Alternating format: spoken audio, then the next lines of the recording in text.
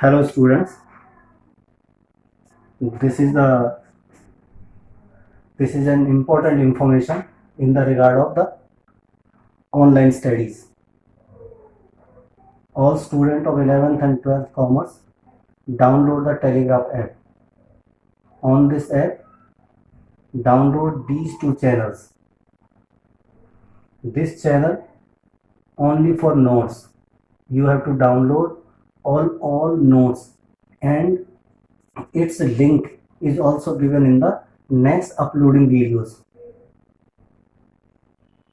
This channel only for queries. यहाँ पर आपको अपने क्वेश्चन भेजने हैं, क्वेरीज भेजनी, मैं यहाँ से चेक करके भेजूंगा। कल जो पेपर होगा, जो टेस्ट होगा, वो हमारा इसी पर होगा, यानी आने वाले पेपर जितने भी सारे होंगे ऑनलाइन वो इस पर होंगे। इस पर आपने कोई क्वेश्चन नहीं देना, मेरे को पूछना नहीं, यहाँ से सिर्फ जो हम अपलोड करते हैं उसे आप वहाँ पर डाउनलोड कर लें और इसमें आप अपने क्वेरीज भेजें, अपने क्वेश्चन भेजें। ध्यान से देख लो, टेक इट सीरियसली, इस पे काम करो। It is very very important for all of you.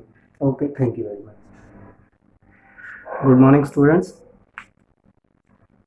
Class 11 commerce, topic basic accounting terms, term number 16, sales. Sales जो होता है, गुड्स जिसमें आप ट्रेड कर रहे हो या मैन्युफैक्चर कर रहे हो, दोनों तरह की जो भी गुड्स होती हैं,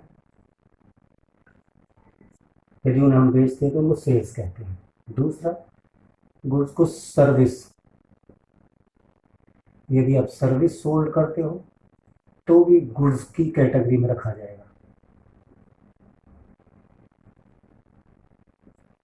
तो भी गुड्स की कैटेगरी में रखा जाएगा। Sales P into Q। Suppose करो 10 रुपये की आइटम, 1000 आइटम, तो आपकी 10,000 रुपये की सेल्स। उसके बाद टोटल सेल्स, ये भी एक टर्म है। इसमें क्या होता है, cash sales plus credit sales, दोनों को प्लस किया जाता है। एक टर्म और होती है नेट सेल्स। इसका मतलब ये हो गया, इसका मतलब total sales minus sales returns. Sales returns का मतलब है goods not according to order और स्पेसिफिकेशंस। जैसी लोगों ने मांगी थी ऐसी गुड्स आपने नहीं भेजी, तो इसका मतलब है वो चीज़ें आपकी वापस आ जाएंगी। जब चीज़ें वापस आ जाएंगी तो फिर आपका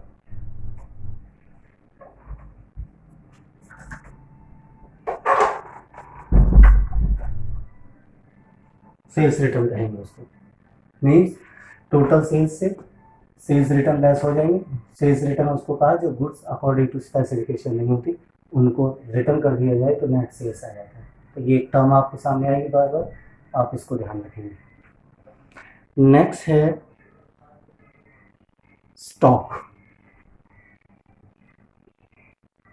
स्टॉक को इन्वेंट्री कहा जाता है। स्टॉक के दो रूप हो सकते हैं, एक ओपनिंग स्टॉक, दूसरा क्लोजिंग स्टॉक। एक तो ये चीज़ ध्यान रखनी, एक ये भी ध्यान रखना, जैसे ये 1 ईयर है, ये एंड हो गया, ये 1/4/12 है और ये 31/3/13 आ गया, यानी क्लोजिंग, ये क्लोजिंग स्टॉक है। और नेक्स्ट ईयर 1/4/13 से स्टार्ट होगा, तो ये क्लोजिंग ही ओपनिंग स्टॉक बन जाएगा नेक्स्ट ईयर के लिए। कहने का मतलब ये है, एक साल का जो क्लोजिंग स्टॉक है वो दूसरे साल का ओपनिंग स्टॉक बन जाता है। इसको ऐसे समझना है। उसमें 3 तरह की चीज़ है, चाहे ओपनिंग स्टॉक है चाहे क्लोजिंग है, इसके अंदर एक रॉ मटेरियल, दूसरा है WIP meaning work in progress, यानी आधा बना हुआ माल, कुछ माल बन गया, कुछ उसमें कुछ और काम पेंडिंग है, तो ऐसा माल स्टॉक में रह जाता कई बार, तो उसको वर्क इन प्रोग्रेस कहते हैं। और तीसरा है फिनिश्ड गुड्स, जो बिल्कुल एकदम से रेडी है। यहाँ पर ये कार मेकिंग कंपनी देख लो, रॉ मटेरियल पड़ा हुआ है, कुछ कारें बन गई हैं, कुछ काम पेंडिंग है, पेंट रहता है उसमें, टायर नहीं सड़े हैं या उसमें कोई और थोड़ा बहुत काम है, तो उसको वर्क इन प्रोग्रेस कह देते हैं। और एकदम रेडी कार पड़ी हुई है तो उनको हम फिनिश्ड कह देते हैं।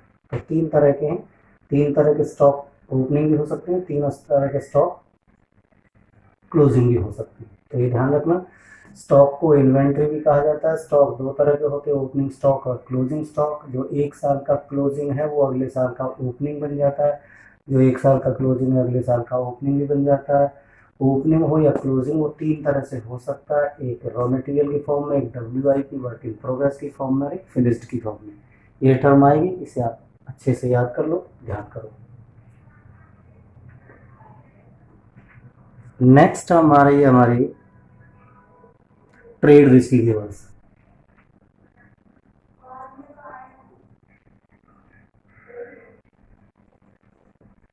ट्रेड रिसीवेबल्स, ट्रेड रिसीवेबल्स का मतलब, इसके लॉजिक को समझते हैं। ये सेल्स ऑन क्रेडिट आपने किसी को किया है और उसने आपको एक बिल दे दिया, बिल यानी बिल्स ऑफ एक्सचेंज, उसे बिल्स ऑफ एक्सचेंज कहते हैं। अब इसकी लॉजिक को समझते हैं। ये ए है, ये बी है, ए ने सोल्ड किया बी को, तो इसने क्या किया, परचेज। इसने कहा मैं अपना आपसे माल तो ले रहा हूँ लेकिन मेरे पास पैसे नहीं है, तो फिर इसने कहा एक पैसे नहीं है तो एक रिटर्न डॉक्यूमेंट लिख कर दे दो कि मैं उस टाइम पैसे दूंगा। तो उसमें लिख दो, it is certified that I myself B purchase goods from you and promise to pay how much amount you have to earn the so and so dates। तो उस डेट पे मैं दूंगा। तो फिर हम जब ये लिख कर देगा, इसको जो ये ड्राफ्ट है इसको बिल कहा जाता है, और इसी बिल को बिल्स ऑफ एक्सचेंज भी बोलते हैं, राइट। तो उसको बिल्स रिसीवेबल, यानी इसको पैसे मिलेंगे तो इसकी बुक में बिल्स रिसीवेबल्स लिखा जाएगा। ये एक बिल होता है, पहले इसकी टेक्नोलॉजी समझ लो।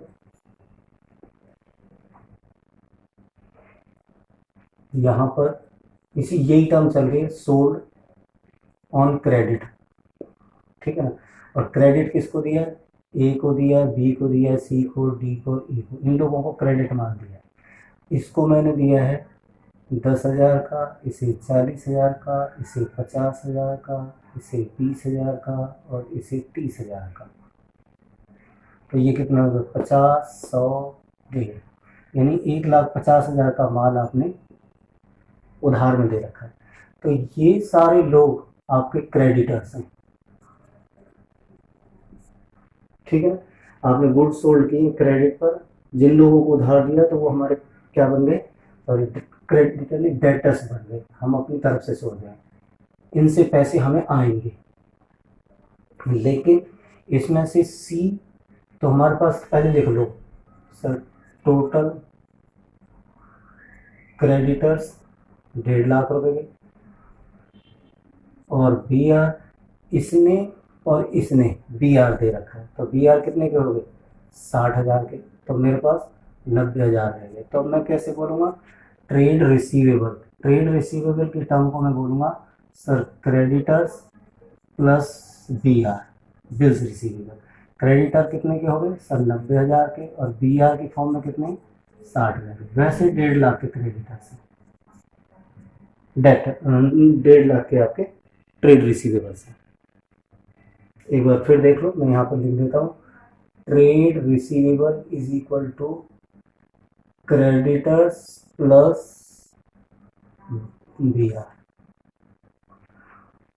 Trade receivable content two part, creditor and B R. अब इसको समझ लो, सोल्ड ऑन क्रेडिट पहले उधार में माल बिकेगा, 5 आदमी को उधार माल दिया, टोटल 1,50,000 का, तो ये हमारे कौन बन गए, डेटर्स। ओहो, डेटर्स सॉरी, डेटर जिनसे पैसा हमारे आएंगे, डेटर्स प्लस बी आर, तो ये हमारे कौन है, डेटर्स। लेकिन इसमें से 2 आदमियों ने लिखित में बी आर दे दिया, तो वो किस में चले गए, बी आर में। बाकी हमारे किस में रह गए, ये डेटर्स वर्ड आ रही है बार बार की, ये जो हो रहा है ये डेटर्स है, डेटर्स, डेटर्स प्लस बी आर, इन दोनों को प्लस करके ये बन जाएगा, तो टोटल हमारा ये डेटर्स की है,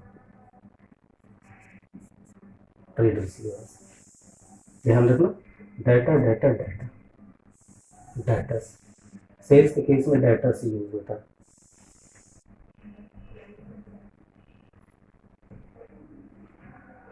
उसके बाद हमारी अगली टर्म आ रही है ट्रेड पेबल्स।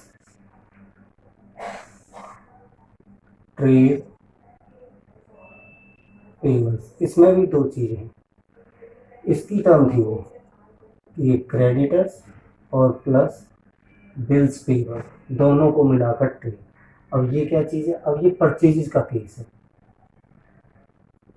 तब सेल का केस था। हमने परचेज किया है एक्स वाई जेड, राजेश और हरी, इससे हमने लिया है 40,000 का माल, इसने से लिया है हमने 60,000 का माल, इससे लिया है 1,00,000 का, ये जेड है, इससे लिया है 2,00,000 का, और इससे लिया हमने 3,00,000 का माल। टोटल कितने का माल हो गया, 1,00,000, 2, 4, 7,00,000 रुपये। ठीक है, अब हमने क्या काम कर रखा है, जो हमने वाई से माल लिया है और जो हमने राजेश से माल लिया है, इन दोनों को हमने रिलीज कर दिया बीपी, बिल्स पेबल। तो हमारे पास अब क्या रहेगा, trade receivable is equal to creditor plus B P. और क्रेडिटर्स कितने रह गए, 1, 2 और 3, 3, 4, 4, 40, क्रेडिटर तो रह गए 440 के, बीपी कितने हो गए, 260 के, 2,60,000, तो दोनों को मिलाकर टीआर कितना हो गया, 7,00,000 रुपये का हो गया। तो सीधा सीधा हिसाब है, जब उधार में लेन देन होते हम लेते भी और देते भी, दोनों ही केस में बिल्स भी चलते हैं। जब हम रिटर्न में कागज दे देते हैं, यानी ड्राफ्ट बनाकर दे देते हैं कि वी हैव टू पे या we have to receive so and so amount from so and so date on so and so date, तो उसे हम बिल की संज्ञा में रख देते हैं। दोनों को हम जोड़कर ट्रेड रिसीवेबल और ट्रेड पेएबल, ये पी वर्ड है, ट्रेड पेएबल है, ये वाली टर्म है, ये ध्यान रखना। कहीं कहीं पर ये डेटर और क्रेडिटर में थोड़ा सा हो जाता है, इसका ध्यान रखना।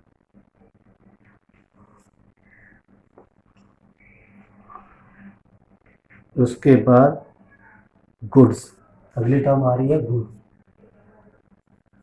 गुड्स किसको कहा है, पहले तो जो आप ट्रेड,